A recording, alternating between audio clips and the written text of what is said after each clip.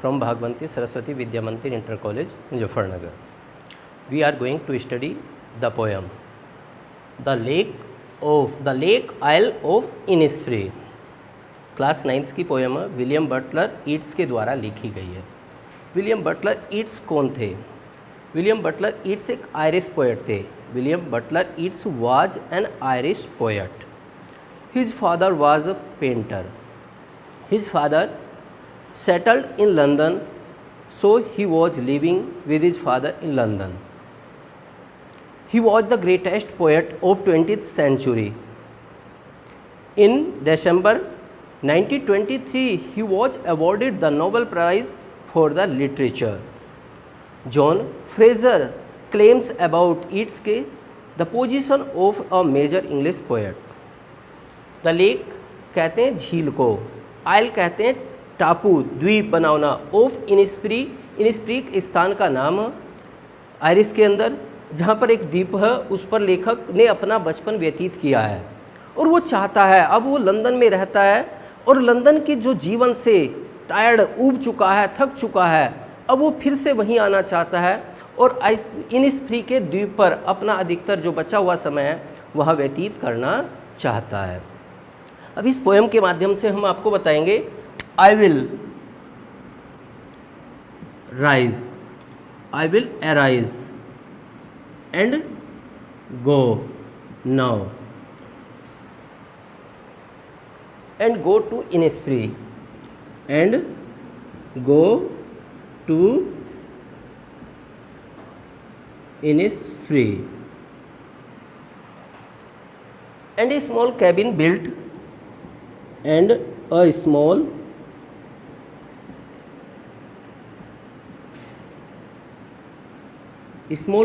cabin built there of clay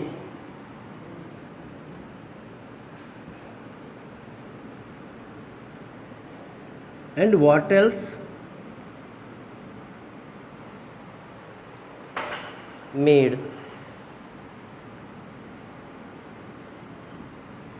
9 beam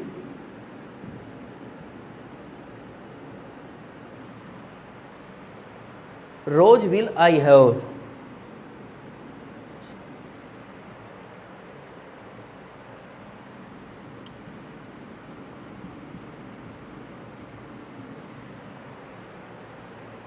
there a hive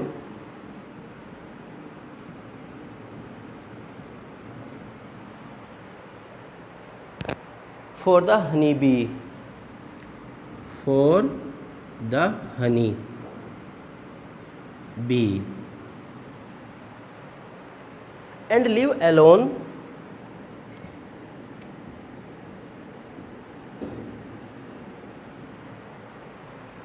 in the bee loud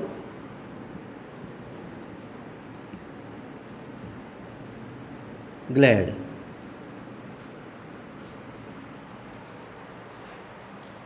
I will arise, मैं उठूँगा, and go no, और अब जाऊँगा, मैं उठूँगा और अब जाऊँगा, and go to Innisfree, Innisfree एक स्थान का नाम है और उस स्थान पर पहुँचूँगा. मैं अब उठूँगा और जाऊँगा और इनिस्फ्री स्थान पर जाऊँगा, पहुँचूँगा. एंड ए स्मॉल कैबिन, एक छोटा सा कुटिया या कैबिन, झोपड़ी, बिल्ट देयर, वहाँ पर बनाऊँगा, ऑफ क्ले, क्ले कहते हैं मिट्टी से, एंड वेटल्स मेड, वेटल्स कहते हैं पेड़ की टहनियों से या पट्टियों से एक झोपड़ी, एक कुटिया बनाऊंगा. 9 नो, बीम कहते हैं सेम की फली, रो माने पंक्तियों में, विल आई हैव देयर, और मैं उस कुटिया के पर सेम की जो फली है उनकी 9 पंक्ति उगाऊंगा. एंड हाइव, रखूंगा एक छत्ता, फॉर द हनी बी, मधुमक्खियों का एक छत्ता वहाँ पर रखूंगा. एंड लिव एलोन, और अकेला रहूँगा, in the bee loud, bee मधुमक्खियों की लाउड आवाज़ में, ग्लैड मानी प्रसन्नता से या खुले हुए वातावरण में, मधुमक्खियों की इस आवाज़ में मैं अकेला रहूँगा. एक बार फिर से, मैं उठूँगा और अब जाऊँगा और इनिस्फ्री स्थान पर पहुँचूँगा. वहाँ एक छोटा सा घास फूस से और मिट्टी से कैबिन बनाऊँगा, उस पर सेम की फलियाँ उगाऊंगा, सेम की बेल उगाऊंगा और मधुमक्खी का छत्ता रखूंगा। And live alone in the bee loud glad, और अकेला प्रसन्नता से उस गूंज में, मधुमक्खी की आवाज़ के बीच में मैं अकेला रहूंगा। इसके साथ साथ हम पैसेज के आपको क्वेश्चन भी बताते हैं। Why is the poet so eager to go to Innisfree, कवि इनिस्प्री जाने के लिए उत्सुक क्यों है? क्योंकि वह लंदन के जीवन से ऊब चुका था और वहाँ शांति पाने के लिए जाना चाहता है। The poet is so eager to go to Innisfree because he wants to get peace there, he was tired of boring life of London. Next question, what are the 3 things the poet wants to do there, कवि वहाँ 3 कार्य क्या करना चाहता है? कवि क्या करना चाहता है?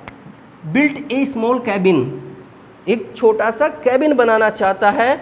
And 9 bean row will I have there, और सेम की वहाँ पर बेल उगाएगा। And hive for the honey bee, और मधुमक्खी का एक छत्ता रखेगा। What does the poet wish to built with clay and wattles, कवि क्या इच्छा है? कवि की क्या वो बिल्ट बनाने की, क्या बनाने की इच्छा है? क्ले से और वेटल्स में से क्या बनाने की इच्छा है? एक स्मॉल कैबिन, क्या बनाना चाहता है? एक छोटा सा cabin. The poet wishes to build a small cabin with clay and wattles. What does the Innisfree symbolise, Innisfree कहे का प्रतीक है? फॉर पीस, शांति का, कहे का प्रतीक है? For piece. Next stanza,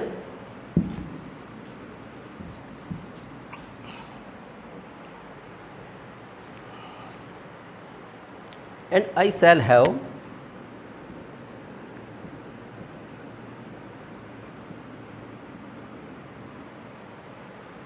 some peace there, some peace there, for peace comes, for peace comes dropping slow,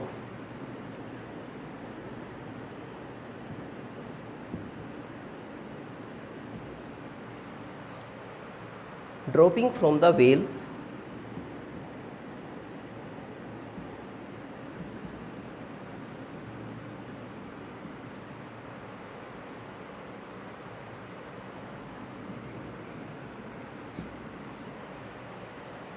of the morning, of the morning, where the cricket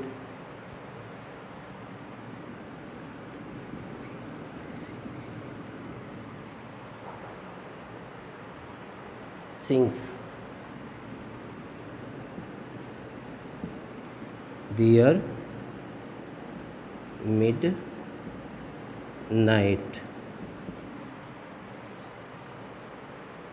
midnights all a glimmer,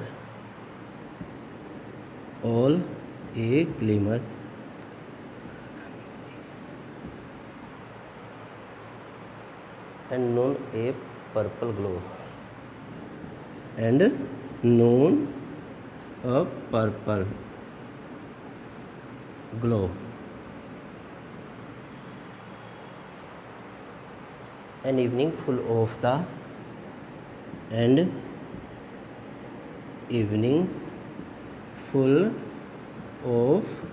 linen,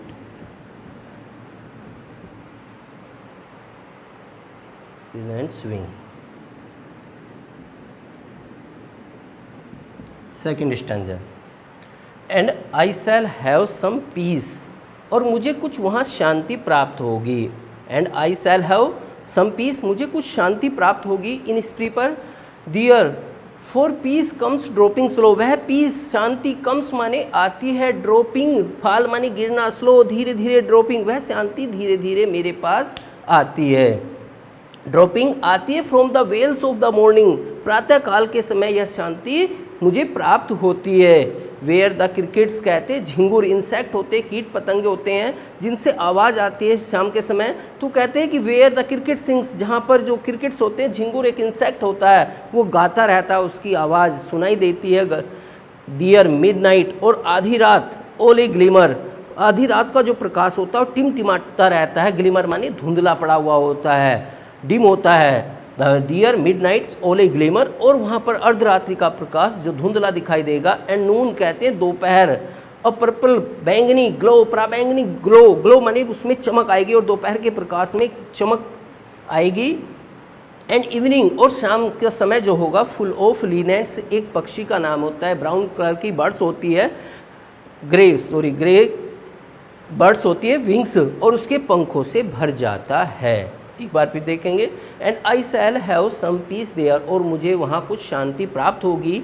for peace comes, वह शांति आती है from, dropping माने गिरती है, slow, वह शांति धीरे धीरे आती है। Dropping from the veils of the morning, प्रातः काल के समय यह शांति ऊपर से आती है। वेयर द क्रिकेट सिंग्स, जहाँ पर झिंगुर गाते हैं। द मिडनाइट ऑल ग्लिमर, और अर्धरात्रि को प्रकाश धुंधला दिखाई देता है, टिमटिमाता हुआ, चमकता हुआ दिखाई देता है। And noon a purple glow, और दोपहर का समय बैंगनी प्रकाश चमकदार दिखाई देता है। एंड इवनिंग फुल ऑफ लिनेट्स पंख, और शाम का समय जो होता है एक पक्षी की पंखों से भर जाता है। अब हम आप इसके क्वेश्चंस देखेंगे। How will he have some peace there, कैसे कभी वहाँ पर कुछ शांति प्राप्त करेगा, कैसे शांति करेगा। Peace dropping from the veil of morning, प्रातः काल के जो समय शांति आती है उससे वह प्राप्त करेगा।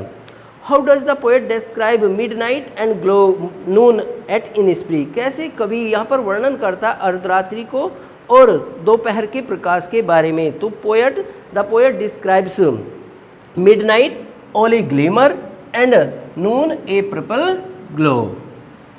Next question, what will he enjoy the evening, what will he enjoy the evening, शाम के समय किस चीज़ का वो आनंद लेगा। The poet will enjoy the lean, full of the linnet's wing, full of the linnet's wing in the evening. Find a word from the exact which mean weak, faint, unsteady light, means glamour.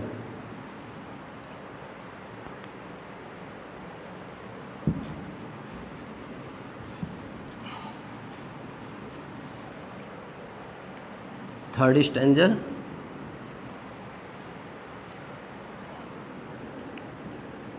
I will arise and go. Now for always night and day, for always night and day.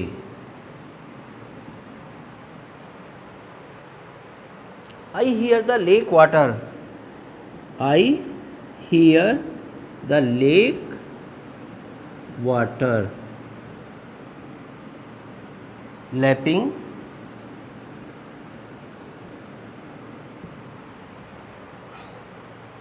with low sound, with low sound, sounds by the shore, low sounds by the shore.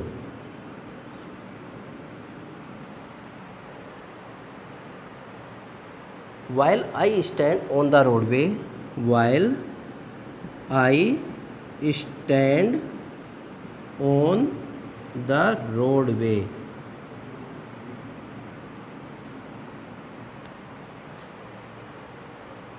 or on the pavement, or on the pavement.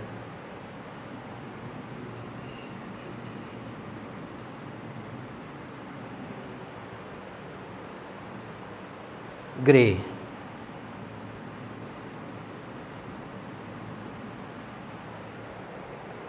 I hear it in the, I hear it in the deep heart core.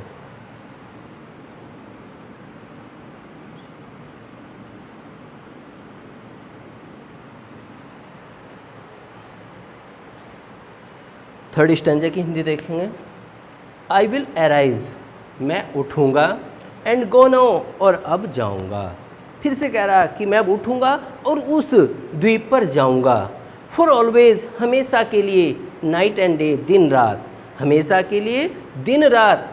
I hear, मैं सुनता हूँ, lake कहते झील के, water माने पानी की, lapping माने जो गिरता हुआ पानी है जो टकरा कर समुद्र तट से वापस आता है, विद लॉ साउंड, धीमी धीमी आवाज़ में, बाय द शोर, समुद्र तट से, शोर कहते हैं बीच को, तट को। कहता है कि जो पानी समुद्र के तट से टकरा कर फिर वापस आता है, उसकी आवाज़ को मैं धीमी धीमी, लो साउंड, धीमी आवाज़ को मैं सुनता हूँ, हमेशा दिन और रात।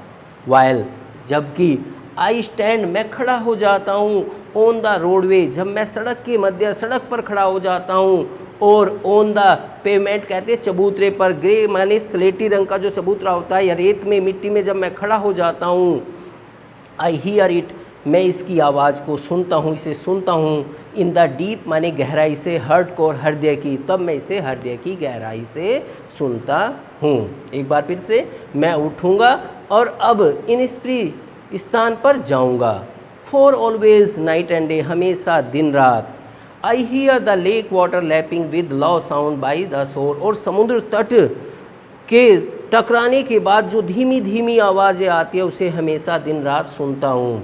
While I stand on the roadway, जब मैं सड़क पर खड़ा हो जाता हूँ, और ऑन द पेवमेंट ग्रे, या किसी चबूतरे पर या पगडंडी पर खड़ा हो जाता हूँ, आई हियर इट, मैं इसे सुनता हूँ, in the deep heart core, deep heart core, deep माने गहराई से, हर्ट कोर हृदय की, तब मैं इसे हृदय की गहराई से सुनता हूँ।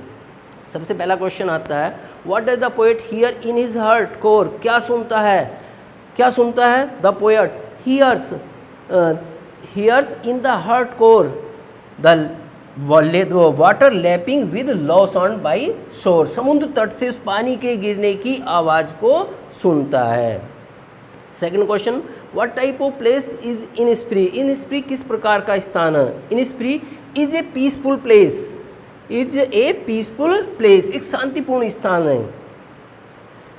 Who is I in the above line, I किसके लिए यूज किया गया, फॉर पोएट, आई किसके लिए यूज किया गया है, पोएट के लिए। Which figure of speech has the poet use in the above line, इस पंक्ति में कवि ने कौन से फिगर ऑफ स्पीच का यूज किया। I hear the water lapping, जब किसी चीज़ साउंड को, साउंड सजेस्ट इट्स मीनिंग, कोई ध्वनि किसी अर्थ को बताती है, ध्वनि से उसका अर्थ पता लग जाता है, तो here the lake water lapping, पानी के गिरने की आवाज़, जो टकरा कर लौट कर आता है उस पानी की आवाज़ को सुनना, तो यहाँ पर ओनोमेटोपोइया फिगर ऑफ स्पीच कवि ने प्रयोग किया है। So I think you will like this video, so please like and subscribe this video.